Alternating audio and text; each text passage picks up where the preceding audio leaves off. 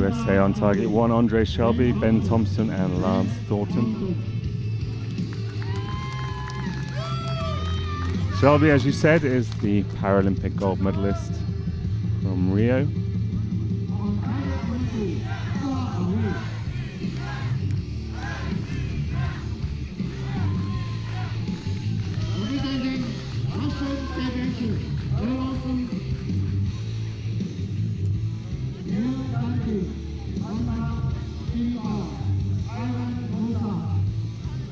And Russia on target 2.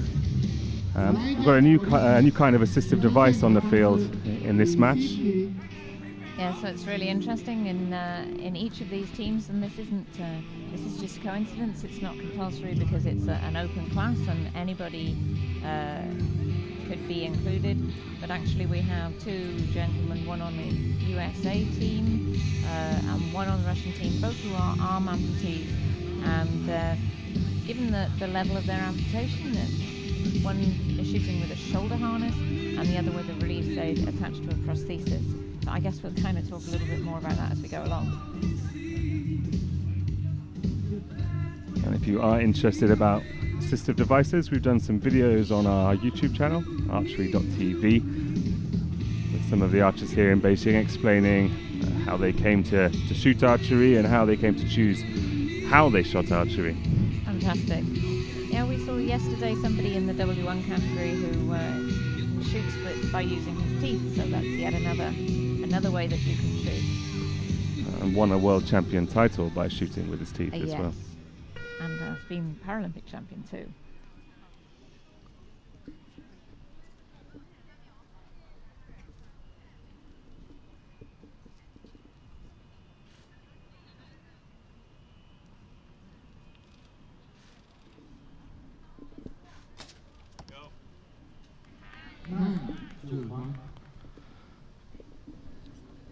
So the US team as the higher seeds, the top seeds in fact here in Beijing, chose whether to shoot first or second and chose first, as is normal. Yes, it is, although there is a little school of thought that says if you get to choose, you're bound to choose first. So then it throws your opponent off if you actually ask them to go first instead. 29 points from the USA from their first 3 arrows. Yeah, I was speaking to Stefan Hansen at the World Cup final in Rome a couple of weeks ago, and he always chooses to go second if he has the opportunity. So did I.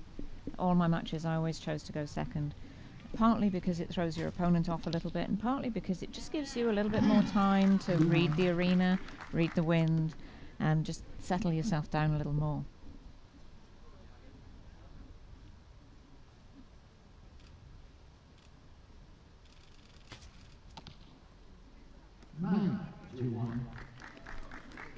Russians are a little bit high there. So this is a shoulder harness. It's harnessed around his body with a release aid that he'll probably clench his teeth or clench his jaw in some way to press against a lever, and that's what releases the arrow. And shoot a 10, that's 29 points for the Russians too. All even after 3 here. And this release aid is attached to the end of the prosthetic arm, but will operate in the same way by pressing against a face. Archers have to come up with what suits them best, and then it has to go through the medical personnel, the classifiers, to be approved to make sure that it's not giving the archer an advantage over somebody else. 9-1.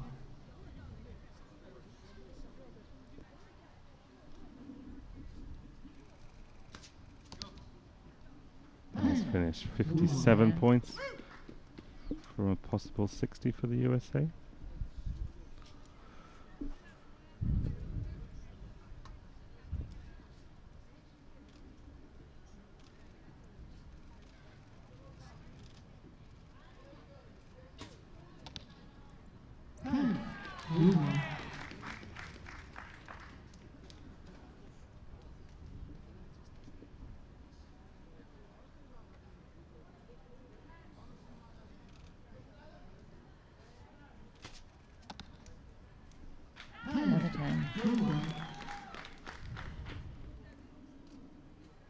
can see how it hooks around the string there, and he pushes out with his front arm to draw the bow back.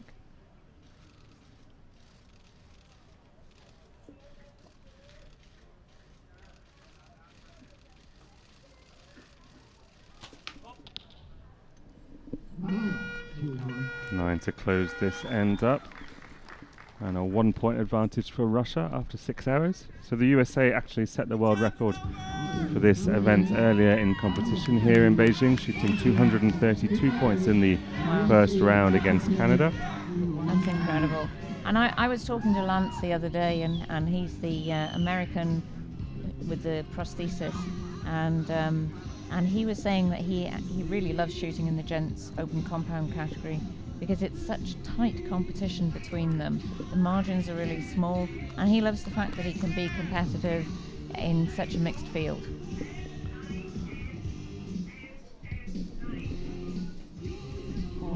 There's a few compound men shooting the para archery circuit regularly who have really upped the level of the category over the past few years. Alberto Simonelli, Shelby now, Matt Stutzman did very well. Yes, John Stubbs, of course, I think was the first para archer to break 700 on this round. So yeah, absolutely incredible success that they've had. And that's one of those barriers that once you break it, you know, it opens it up for other people to follow. Yes. And it's inspirational, isn't it? Because I think there's a feeling, you know, if you have a disability or an impairment and you see these guys out there shooting, you kind of go, well, maybe I could do that. It doesn't matter. Everybody starts somewhere.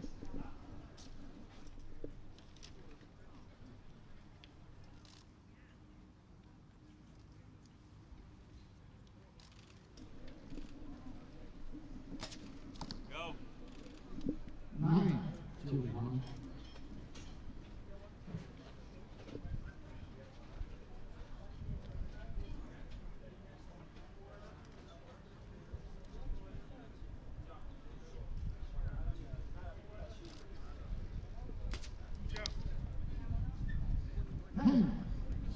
Clip the 10 at the bottom there, Shelby.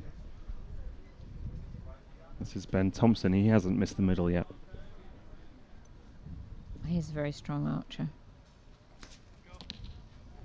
Wow.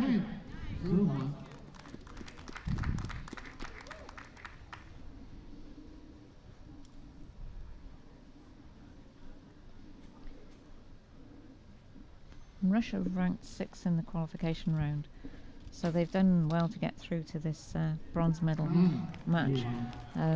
But actually in the USA we're looking at the top ranked team from qualification, from the qualification round. Russia would have upset Great Britain in the quarterfinals. The 3rd ranked team here in Beijing. To spring a go at a medal. If you get the opportunity to look at some of these assistive devices really closely, they're quite fascinating. And they're all custom as well. Yes, absolutely.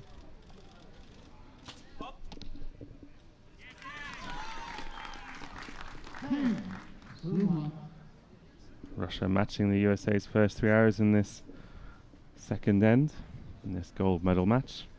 And most of these things are actually made by the archers themselves rather than the coaches.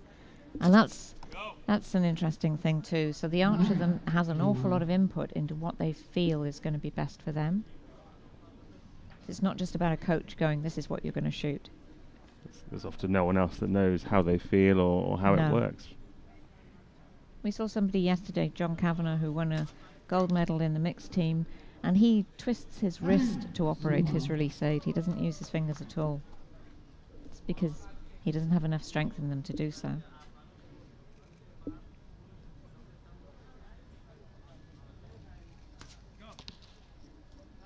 Just out. They've called that arrow from Shelby, the second one, in, but I'm dubious. No, I think it's definitely caught the line. I guess we'll find out.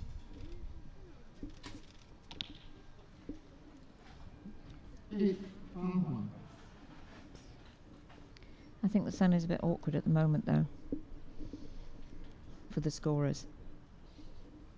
Shadowing the faces of the archers. Lucky they've, for the most part, got caps on. 9, 2, 1.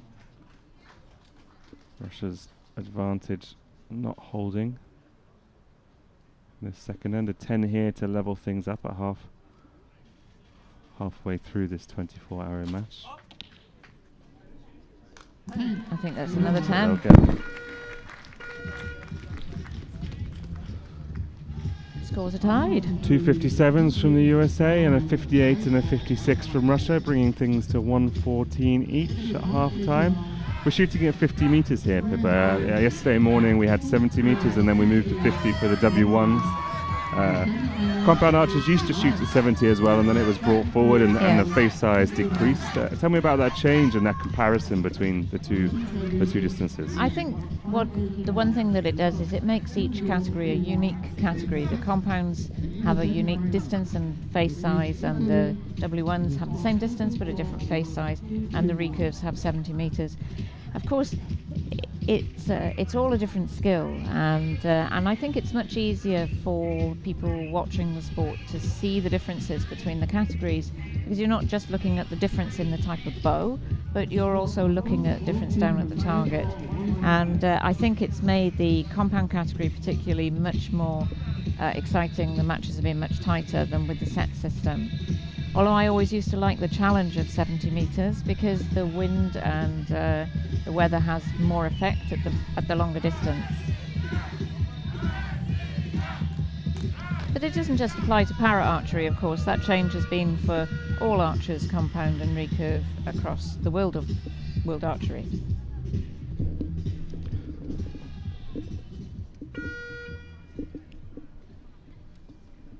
Third end coming up here. This bronze medal match, the 2017 World Archery Para Championships, just outside of Beijing, China.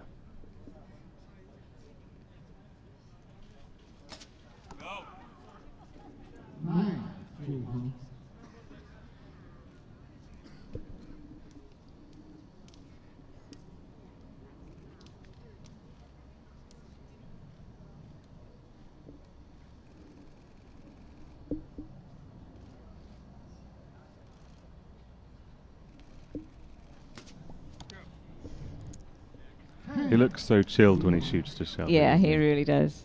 I think he's generally a pretty chill guy. So Ben here, he's strapped into his wheelchair. Why is it permitted for him to be strapped in per se, and Andre not? So for Ben, because of the level of his impairment, we were talking about balance earlier. So his balance is significantly worse than Andre's, based on so the strap is based on his need. And the last thing that we want is for him to be at full draw and fall out of his wheelchair. He wouldn't like it, and we wouldn't like it. But it's about making the level playing field, as I was saying. So by him wearing a strap, that should bring his stability closer to the stability of Andre. And that's what it's all about. It's about making sure that each archer has as close as possible the same chance to compete as every other archer. This is all about how your disability affects your ability to shoot a bow. That 10 from Ivan Kozlov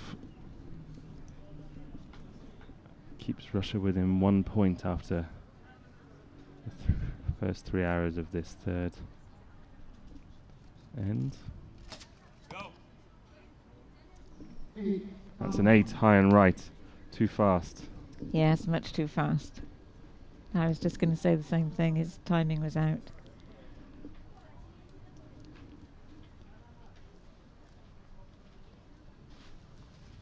Andre looking chilled again.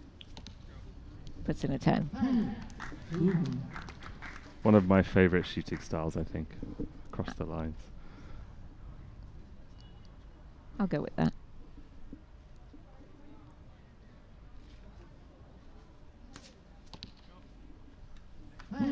You were asking about the strap. There are rules about the kind of strap, how wide it is, where it can be positioned on the body. So none of these devices are to give any archer an unfair advantage over any other archer. It's just to try and get them all to be shooting from the same basics.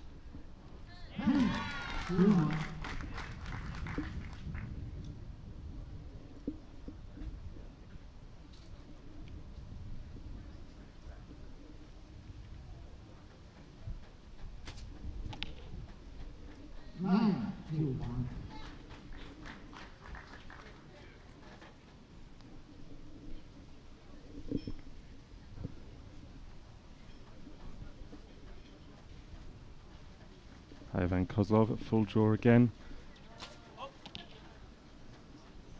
An 8. Not happy with that, he's shaking his head. He is actually walking off the line. Yeah, I think he'll have a little word with his coach and perhaps have a drink of water and just settle himself down so that the next time he comes up to shoot, instead of worrying about the shot that's gone before, he's just going to be concentrating on the process of shooting the next arrow. Putting in a bad arrow, a poor arrow, one you're not happy with, you don't want to dwell on it. 171 points for the USA, no stars on their side of the scoreboard, but Russia has 2, so we'll leave that score up for you until the confirmation is through.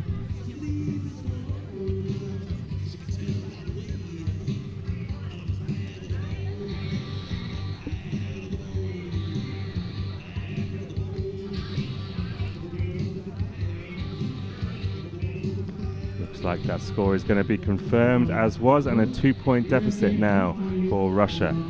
Looking at the end scores, if we expand that for you on the screen, it's 57, 57, 57 for the USA, 3 consistent 6-arrow series. Russia 58, 56, 55. I think Russia need to pick up the game a little bit, don't they? And they've got 6 arrows left to do so. Yeah, they really don't want to be scoring less again in this final end. So as the trailing team, Russia will kick us off in this 4th and final end of the 24-arrow bronze medal match in the Compound Men's Open Team event here in Beijing.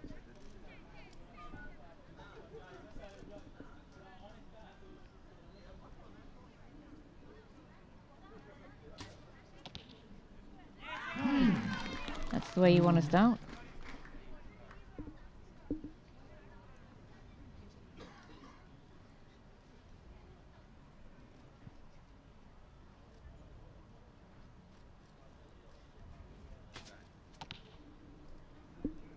The shadows are quite difficult, aren't they? They are quite difficult, but I think that's clearly a 9. Excellent shot of Ivan Kozlov loading his bow to that shoulder-mounted release aid. He's such a stable front arm. A lot of strength needed to push your bow away from you rather than pull it back. Of course, archers with 2 arms will kind of hold that arm a bit straighter at the start and pull off it with their backhand. But you see very many para archers who operate more of a push-pull as well. People who will do a little bit of pushing at the front and to balance pulling the bow at the back. But if you don't have the arm, you've got to do it all from your front arm. It's just a technique, though, like any other. You can learn to do it, and you'll get stronger over time. Well, I have to say, I think some of the world's best archers with 2 arms, no impairments, also shoot with push-pull rather than pull. Yes.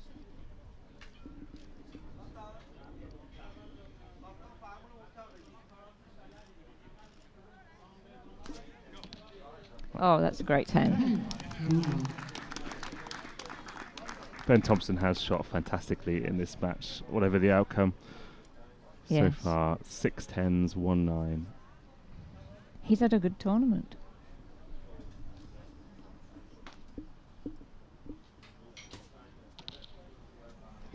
That's a shame for the Russians. That 7 will all but close this match out. 2 arrows left to shoot for Russia. But on paper, you would have expected the Americans to have won this match. They had 2060 in the qualification round compared to 2031. So it's gone the way you would have expected, I think. But the Russians have shot well. I think they should be really proud to have beaten the teams that they have to get here. Absolutely. So 24 points from 3 arrows required for the USA to win this bronze medal in Beijing. They were the defending world champions coming into this event. Won't defend that title. No. I think they'll be a little disappointed that they didn't get into the gold medal match, but going home with a bronze medal is better than nothing. It's pretty good. The World Championships, though, that's A great achievement. 9-1. 6 to win for the USA. One last arrow from Ben Thompson, who's only missed the 10 once so far in this bronze medal match.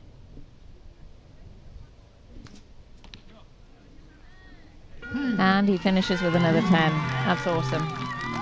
Beautiful. The United States of America, bronze medal winners here at Beijing 2017 and the World Archery Para Championships. The defending world champions arriving at this tournament. They won't take another gold, but they will climb the podium yet again. Andre Shelby, Ben Thompson and Lance Thornton taking bronze.